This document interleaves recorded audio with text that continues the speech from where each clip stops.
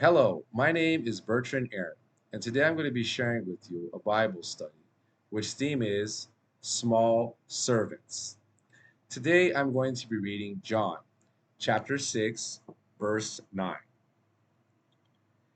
There is a little boy here who has 5 barley loaves and 2 fish, but that's a drop in the bucket for a crowd like this. Now, today we are studying about the story of how Jesus made a great miracle to feed a great multitude of people in the middle of nowhere. We see in the story how Jesus was curing, teaching, and talking to a great number of people during some days. Now, after this time has passed, Jesus tells his disciples, feed this people because they are hungry. If you do not feed them, they might die in the middle of the way. Then the disciples, they look at the amount of the crowd, which the Bible says were around 5,000 men only. And they start to make to imagine how much food they would need to feed this crowd. Now, after they make all the counts, they say, "Now, Jesus, how are we going to find this amount of food here in the middle of nowhere?" And in this moment, this kid appears with 5 loaves and 2 fish.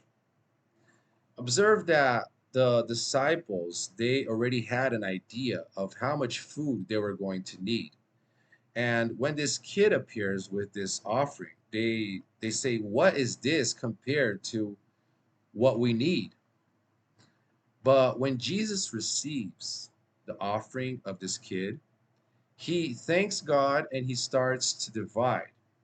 And that offering is a turning point because it feeds all the multitude.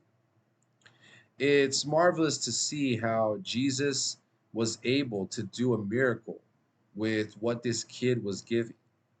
In other passages, we see how the disciples did not understand how it was important to be like kids, to be like children. We see in other parts that they were avoiding the children to come close to Jesus.